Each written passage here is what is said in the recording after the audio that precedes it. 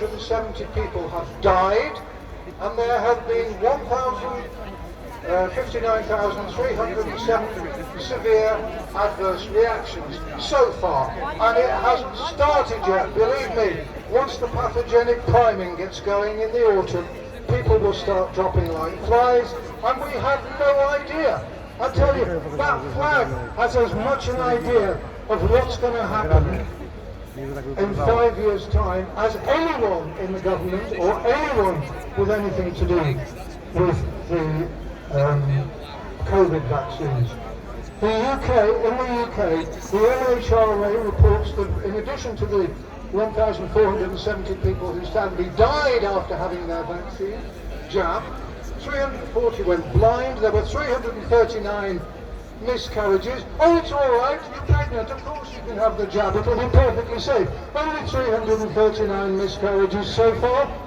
There have been 1,237 strokes, 21,000 people have sought psychiatric help, and 37,000 have got respiratory disorders.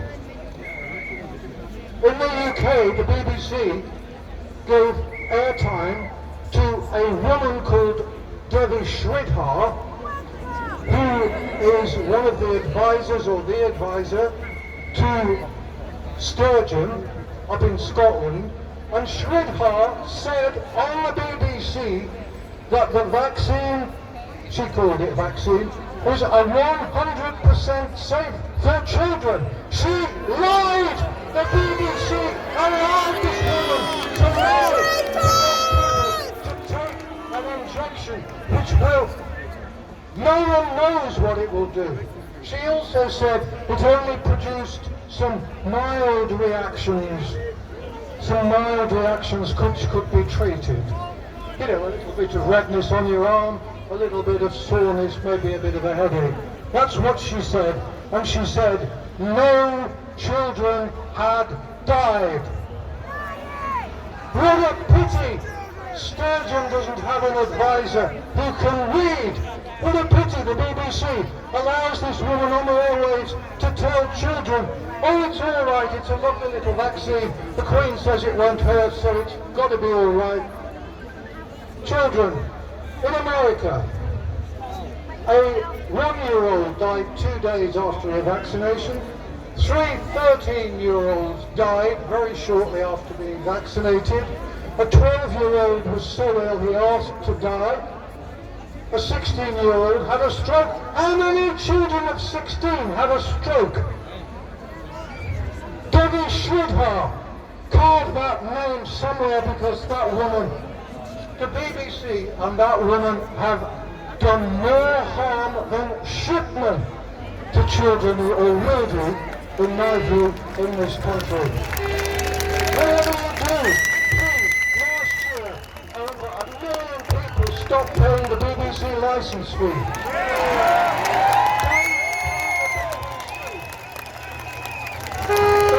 That's 1,150 quid, that's 150 million. That's nearly Gary Lineker's salary, the bloody crisp salesman.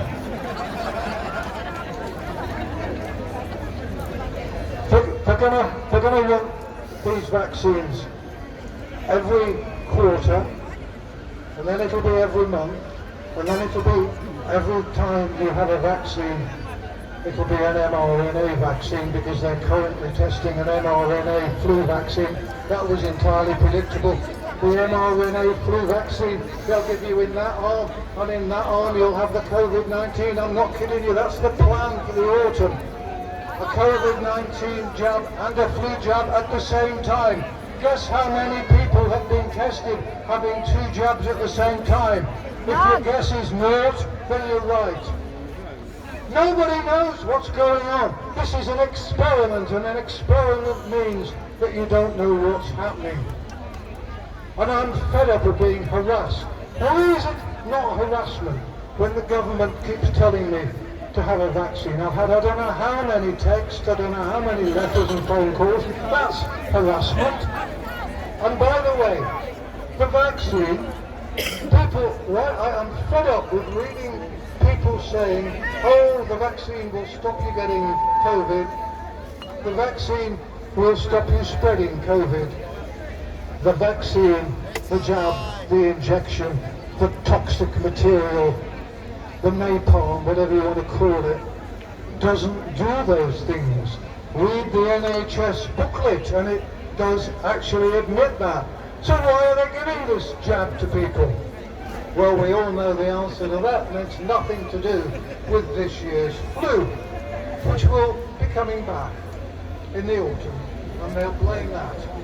And they'll blame that on those of us who have been wise enough not to be jabbed. There were more horrible figures. Public Health Scotland, I haven't got, this isn't an official figure, but Public Health Scotland has revealed that 5,522 died. The European Medicines Agency, 18,928 died. And so it goes on. We have to do whatever we can. We have to fight. We have to spread leaflets, spread videos, talk to people, convince people, tell people the facts, tell people the truth. Because we have to win this war. We have to win this war because there is no option to winning this war. Garrett said he would rather die than let them win. I agree, I would rather die than have this jab. I will not have the vaccine jab. It cannot do what they say it's going to do, but it does kill people. And I can prove it kills people because the figures are there. But you won't have heard it on mainstream media because I'm banned from all mainstream media. The only time the BBC will mention my name is to say something rude. Anyway, I better stop.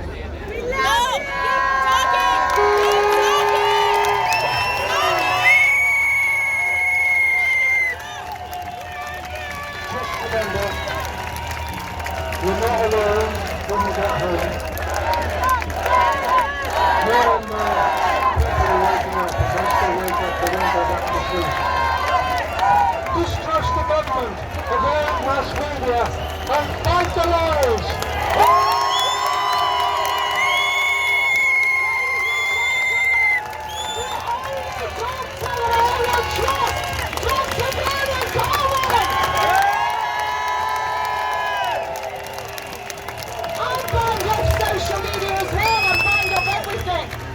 To give you all a bit of hope here, the criminals in government are building 4 new super prisons. Have you all heard about that? Yes. I'm so glad, because that is going to be their home. And they now have good company. The nurses and doctors who are giving this experimental injection. Those police officers now acting on their own.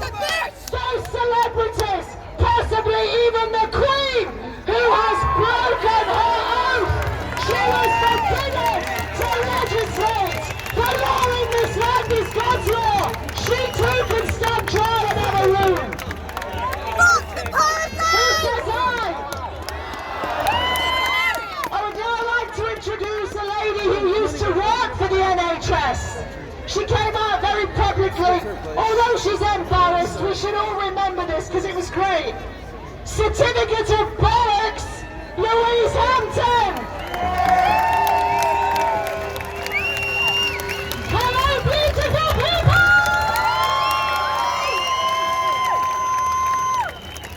Wow, what a crazy 16 months it's been. 2020 to 2021 has definitely been Year of the Activist. We have seen huge growth with our numbers throughout the UK and worldwide, and we've seen people taken to the streets in the name of freedom!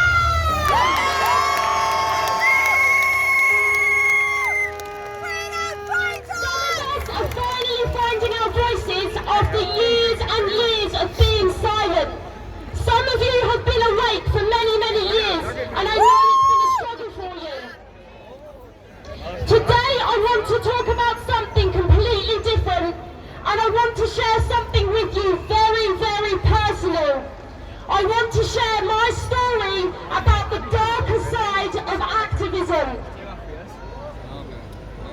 Almost a year ago today, I stood on this stage like a rabbit in the headlights. But today I stand here a strong, empowered and more confident woman.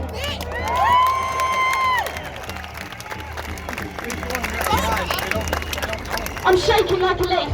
It's okay, girl, it's okay. I was an NHS 111 health advisor who blew the whistle and was thrust into activism, something I knew nothing about. Nobody could have prepared me for the crazy journey ahead. I started filming empty hospitals and test centres. It seemed like a natural progression as I wanted to expose the truth. Something deep in my soul didn't feel right, and I was on a one-woman mission to prove that I was telling the truth about my experience in the call centre at work. Legend! Yes. The media started stalking me, trying to get me to speak out. I turned down interviews with Good Morning Britain, and I refused to speak to the scummy mainstream media.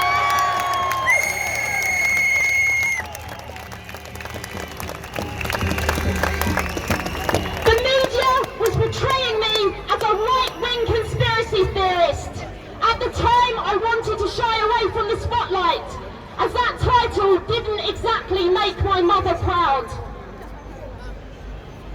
Over the past year, as well as fighting this tyrannical government, I was also fighting tyranny in my personal life. A deep, dark secret I was harbouring. I tried to find solace in others, but I needed to save myself. I started to focus on activism like a drug, and at times making videos and researching totally consumed my life. It became an addiction, it became my way of life, and I know you feel it too!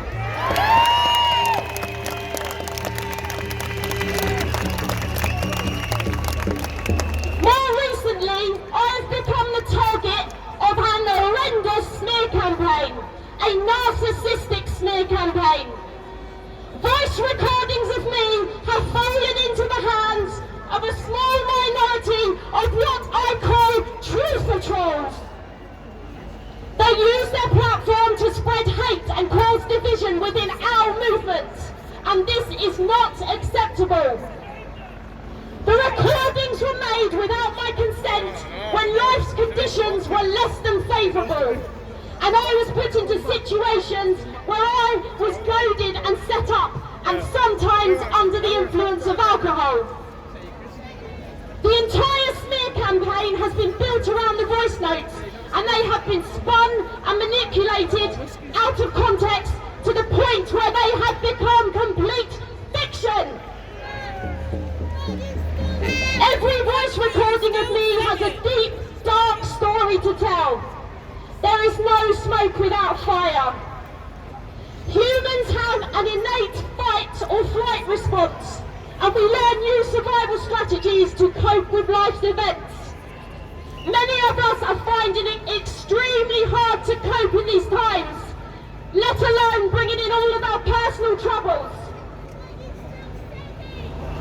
Activism was revealing my true and pure fighting spirit, but my private life I was being driven insane to the point that one day I walked to the train station and I was going to take my life. Before I've given up on my children, and the people in this movement stopped me, and I'm proud to say I no longer feel this way.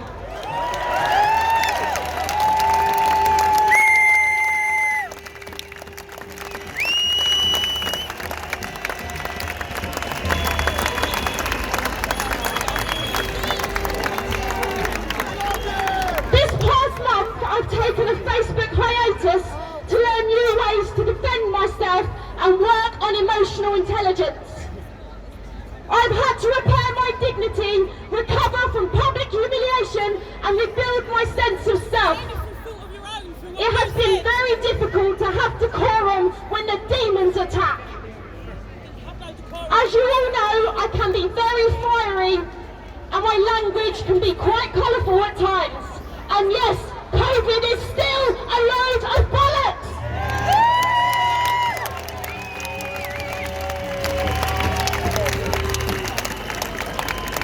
This whole experience has taught me patience, strength and resilience. It has been a blessing in disguise and a chance to re-evaluate my sense of self and has shown me areas in which I need to grow. It has also told me who the real warriors are.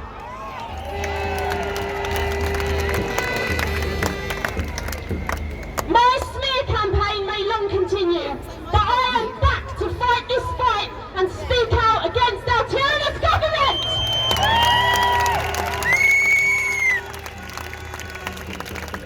The demons control what they want at us. We will not back down. I have been working hard in the background, going through the correct legal channels to make sure that I set precedent in this movement to support anyone else who goes through this kind of hell. People's past and personal lives are insignificant compared to the drama that awaits us. If we do not stand up for the future of our children and let our voices be heard, we are doomed. We need to unite and build our armies.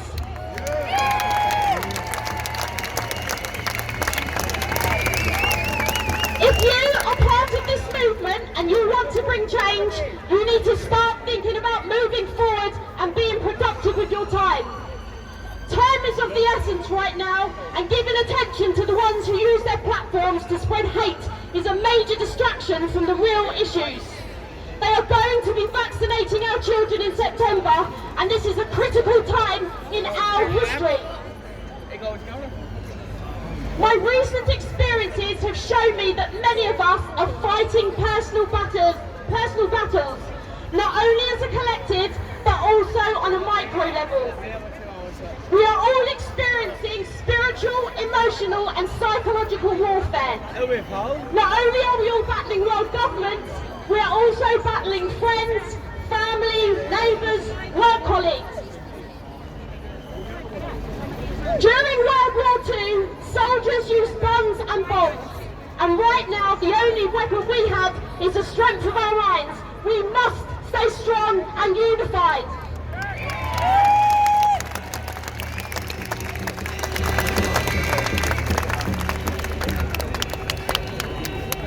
Since this smear campaign, I see so many similarities between what I've been going through and what the governments are doing right now. They use classic narcissistic abuse tactics on us all through lies, manipulation and corruption. They want to scare us, mock us, demoralise us, isolate us, have power over us, control, divide and conquer. They want us to lose our sense of identity, shut us up and make us afraid. Where is the government's compassion, empathy and understanding? Can you see the parallels between the people in the movement who want to tear us down and the government? The people in the movement who wish to troll others are fighting hard against this government. They want to destroy our character and are no better than the government themselves. They too are on a mission to cause dystopia. It's the only way they can thrive, and just like the governments, they need a narcissistic supply. We see you. Thank you to all of the people who are staying on track and continuing to share their knowledge, to wake others up and be proactive in this fight. It's been a difficult 16 months for all of us. If we can keep on waking people up, even if it's just one person a week or even a month, you've done an amazing job and you are on the right side of history.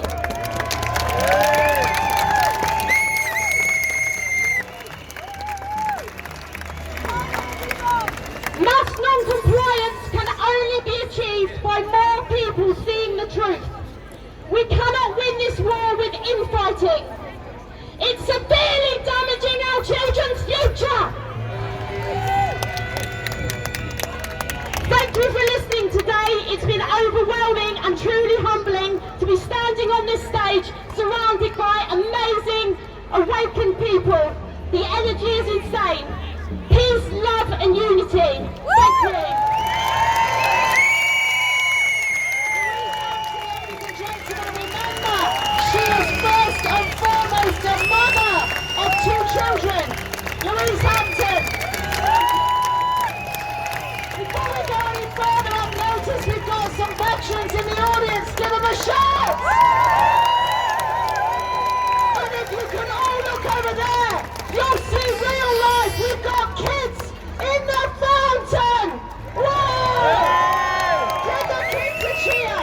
After this! Well done, kids, for getting in the fountain! Everybody normally does it on New Year's Eve when they're bladdered. After this, everyone's going to be invited to march. I do hope that you'll join and do it. I'm not sure I will in my stilettos. This young man here is going to do it. We're now going to have Andy Kaufman on the big screen. You know Andy Kaufman. He's a doctor who spoke out very early on. And he shares the same opinion that I have.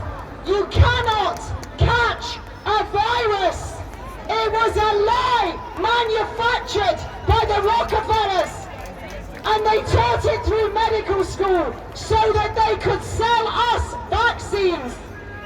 We're always told that vaccines got rid of measles. It's a lie. Between 1900 and 1961, the symptoms referred to as measles was eradicated by 98%. Some governments said 99.3%. Why was that? Better sanitation, better living conditions, better food. The vaccine came in 1963 and has gone on to damage millions of kids and kill millions of kids. And every single vaccine can be tracked back. So get it through your heads. You cannot catch a virus. God gave you an immune system, clean food, clean water, clean air, clean mind, and you will flourish. Andy Kaufman, folks. Men and women of the United Kingdom, it is an honor to be invited to speak to you on this important occasion. In the United States, we have been spared much of the tyranny that you've faced, but I've been observing from afar and doing my best to tell others about your unfortunate plight. The Almighty himself, Mr. Boris Johnson, recently declared Freedom Day after more than 6 months of bondage for the British people.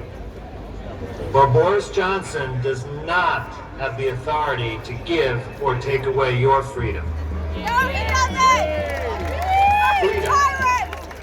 the right to choose our own fate, to determine how to treat our bodies, to speak our mind, to formulate our own opinions, to raise our children according to our values, is our birthright, bestowed upon us by the Creator. It's our natural right. No authority figure, be it head of state, scientific expert, globalist leader, banker, CEO, occultist, or politician, can grant us rights or take them away. The responsibility to protect, preserve, and defend our rights lies fully and completely with us, and us alone. You have committed to a major first step by coming here today. Many of you have maintained and defended your freedom by resisting the jabs, by showing your face, by refusing testing, and by leaving your home at will based on your own decision and inclination. Many have sacrificed toward this end, losing jobs, losing friends, causing marital disagreements, and alienating family members. It's a difficult realization that many who have chosen to ignore reality and believe the lies of the BBC and others will end up sick, dead, or become compliant zombies of the technocratic surveillance state. It will be painful to watch their defense their demise, but we must realize that everyone has a choice, and every decision has consequences. While there is now a temporary reprieve from the state of oppression, the headlines are already sensationalizing the dangers of the made-up Delta variant and claiming, ironically, that the economy will not recover from reopening businesses. This forecasts more lockdowns to come. What is also coming is the vaccine pass. For those who accept the pass will no longer be free. As a physician scientist, my job has been to educate as many people as possible about the scientific misconceptions, misinterpretations, and outright fraud that the scientific establishment and the government agencies charged with monitoring public health have bestowed upon us. While carrying out this mission, I uncovered that the proof offered to claim the very existence of SARS-CoV-2, the alleged virus, is scientifically invalid. A new virus has never, not once, been taken out of a sick person and studied for its structure, composition, genetics, or ability to cause disease. Not once.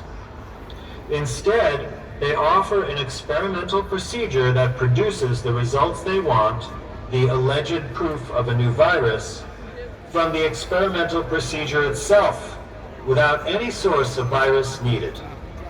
Very convenient. They show pictures of particles claiming they're a new virus, but the same exact particles are seen in kidney biopsies from 1999. They developed a PCR test based on an alleged virus from 2003 that was never validated by any testing against a gold standard. And now they're trying to make everyone in the entire United Kingdom, every single man and woman, take this test every week. Every policy has been justified by these bogus test results. One of the most important things you can do is refuse testing. I want to remind you about World War II. I know that your beloved country was nearly destroyed by the Nazis. One of their central policies was to perform medical experiments on their citizens. After they were defeated, an international code was developed, which was later codified into an international treaty, and this was known as the Nuremberg Code. This code is the standard which establishes the ethics of conducting scientific research on human subjects. It states that no experimental medical procedure of any kind can be forced on the people. Participation always has to be informed and voluntary. Furthermore, vulnerable populations like children, the mentally ill, the elderly and infirm, and prisoners have special protections. Now, for the first time since the Nazis, governments across the world, private businesses, schools and universities, and many others are openly and with impunity forcing or coercing you to accept experimental medical procedures. That's right, not one diagnostic test, not one genetic jab, not one mask has been approved by any government agency as safe and effective as a medical procedure. Not one. All of these procedures are experimental, and you are the intended guinea pigs. I want to remind you that you, each and every one of you, are powerful. What you do matters, now more than ever before in your lifetime.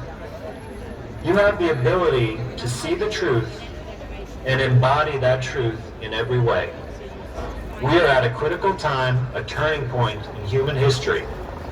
The hard lessons of classroom earth are upon us. It is our duty to look into the fire and see the source of its flames. When we gather like we are today, in solidarity, arm in arm, We are a force of nature. We are the power elite's worst nightmare. We have taken a major step for freedom by coming here today. We need to continue our efforts. We need to be prepared for sacrifice in the short term, but we are strong. We can endure. Let us make a commitment right here today that we will continue to act as the beautiful, amazing, free beings of light that we truly are. We will stand up to tyranny at every step. We will not comply. We will not comply. Thank you, everyone.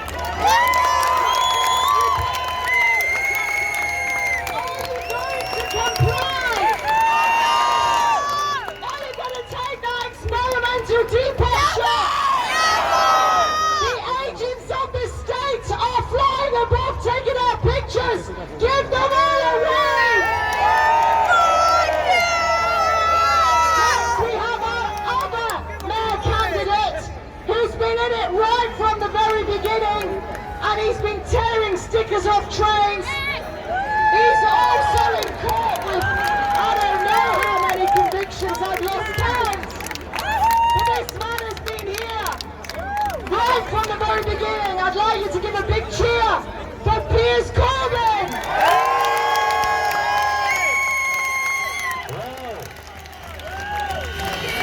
That's amazing. Thank you, Kate. Thank you, everybody, one and all. Now I'm going to tell you, I've changed my name. I've changed my name to your new name. And it's written on my t-shirt, and we're going to say it 3 times. It is, resist, defy, do not comply. Resist, defy, do not comply. Resist, defy, do not comply. Thank you. Thank you. Now, 16 months after the first struggles and hundreds of arrests, maybe thousands of arrests, 11 of them are mine, we know now more clearly than ever that there's no justification in any terms for these lockdowns in the name of a flu. It's insane. And in their own data terms, there are 23 more deadly causes of death in the United Kingdom than the so-called COVID thing. The next one up is drowning. You're more likely to die from drowning than you are from COVID. So I suggest the government issue everybody with lifeboats and you wear them all the time, including in bed, just in case. And if you're doubly scared, wear 2 lifeboats, like people who wear 2 masks. Okay, now the agents of the New World Order are getting more desperate to stop our march for freedom. Let's be clear, they are making you trying to comply more. And when they say comply again, I say ping off. Ping off. Ping off. Ping off. Ping off. Ping off. Ping off. Ping off. Ping off. And delete that app. Delete that stupid, dangerous monitoring app off your machine now. And tell all your friends to delete it. It's not about controlling a virus, it's about controlling you!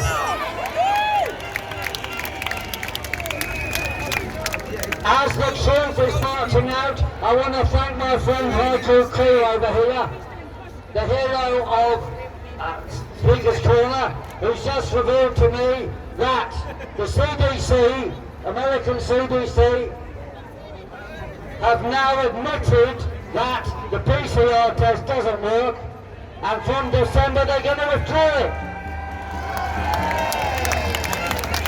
Get this on the camera. They're going to withdraw it from December. Well, I say withdraw it now! You're bullshit. It doesn't work, mate, till December. That's crazy. It's crazy. But they are lawyers. They're there to control you. And